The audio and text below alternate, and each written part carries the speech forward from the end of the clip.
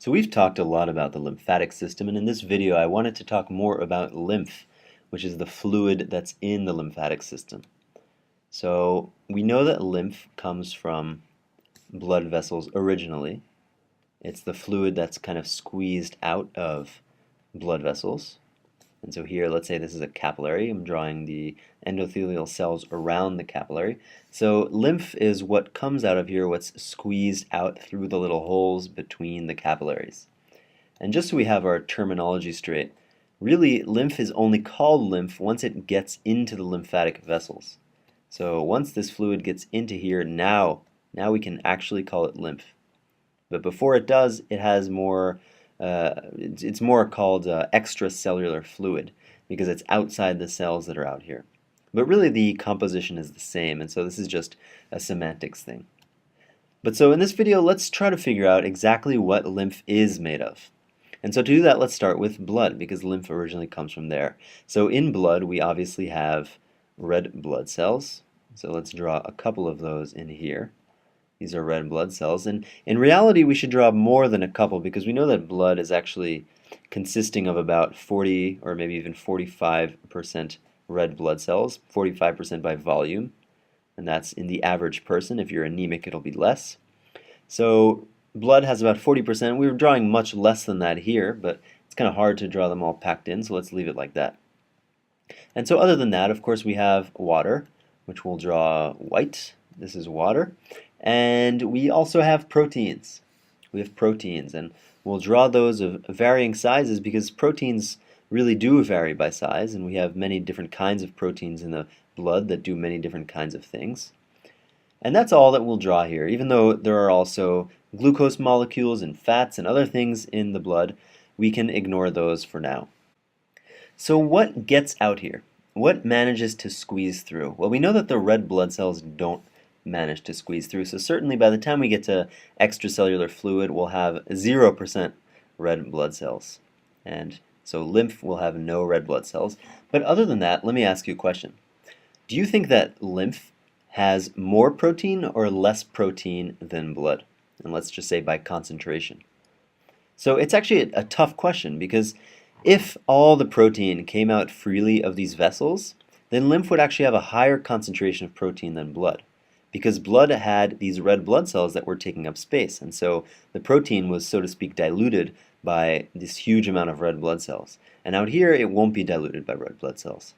But actually, there's less protein out here in the lymph, and that's because water gets out so much more easily from these capillaries than protein that you end up with fairly dilute fluid here. So proteins have a kind of tough time getting out, and certainly some of them do get out, and so we'll draw those here. But it's much less than are in blood. And so we end up with about a half to a third the amount of protein in lymph compared to blood. So lymph has about a half to a third versus blood. Let's draw that like that. Another thing we can ask ourselves is what kinds of proteins are going to be in this lymph. Since we said that there were so many different kinds of proteins in the blood, which ones are going to get into the lymph? And actually, it's going to be the smaller ones, generally. The smaller ones are going to have an easier time getting through these holes. And so we can say, for example, that the ratio of a small protein like albumin over a large protein like an immunoglobulin, I'm just going to write Ig. These are antibodies, and they're generally bigger than albumin.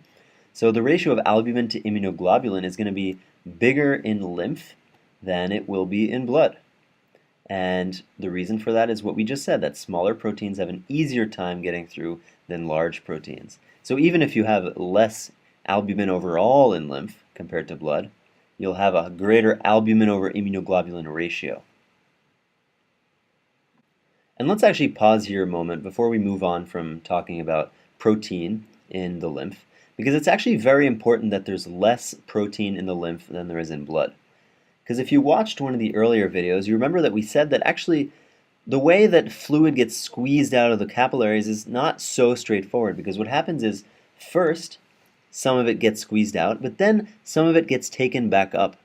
And the reason why some of it gets taken back up is because as you travel down the capillary, the hydrostatic pressure that pushes this fluid out goes down. So there's less pressure pushing it out, but there's still some pressure pushing it out. So why is some of this fluid going back into the blood vessel? And the reason is that there's a higher concentration of things like proteins in here. And that higher concentration makes the blood more, and this is going to be a scary word, but more osmotically active. And so there's a higher osmotic pressure pulling fluid back in, exactly because you have more protein in the blood than you do out here in the lymph. And so it's very important that you do have more protein in the blood. And now I'd like to ask you a question, which is how much lymph do you think is produced per day? So the amount of lymph that's produced is the amount that's squeezed out of these blood vessels minus the amount that's taken back up. And so how much do you think that adds up to in an entire day?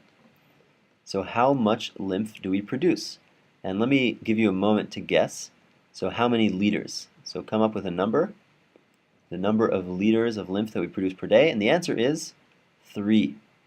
So we make about 3 liters of lymph per day, and that's all filtered out through these capillaries. That's a word people like to use, filtered. And actually it turns out that the amount that actually comes out first is about 20 liters, and I'm going to draw it small because these are really small details that you don't need to know. But about 20 liters is squeezed out, and then about 17 liters comes back in.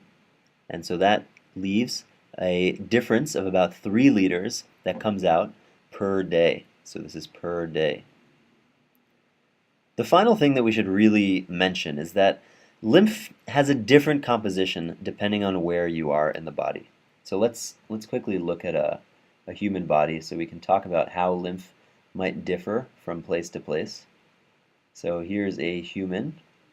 And one thing we talked about was how in the small intestine over here, your lymphatic vessels, which there are called lacteals, are taking up a lot of fats, a lot of chylomicrons. And so as you might guess, the composition of lymph coming from there is going to be much higher in those chylomicrons, which are collections of fats. So there you're going to have more fats, whereas when you go to the liver, and this is not something necessarily that you know or should know, but it's an interesting fact, the liver produces a ton of proteins that end up going into your blood. And one of the ways that they get them into the blood is to put them into lymph. And so your lymph coming from the liver has a much higher concentration of protein than your lymph coming from elsewhere. And it actually can get to as much as 10 times as much. You can have 10 times as much protein in the lymph coming from the liver compared to other places.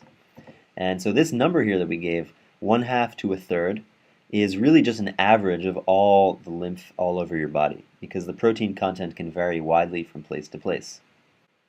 As we know, eventually all the lymph vessels, including the lacteals coming from your small intestine, they all join up and they come up your body, and also the ones coming from the liver will merge and join and come up and travel up through the body, and eventually they'll be put back into circulation, and that will be here in the veins up here, which I'll draw in blue, even though it's getting a little confusing there. I'm drawing them in blue because we generally draw veins in blue, and those merge and go to the heart. So all these different lymph fluids with different compositions come together and go back into circulation.